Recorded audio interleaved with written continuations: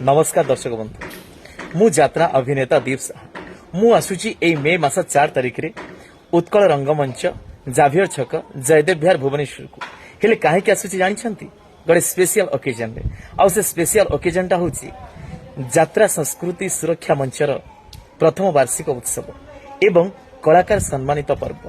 तो यही पर्व आपण माने समस्त जोग दियंतु आम यात्रा कलाकार मानकु जो सम्मानित करा हबो सेथिरे शामिल होंतु सहयोग हाथ बढ़ातु आ प्रोग्राम को पूरा फुल दम रे एंजॉय करंतु।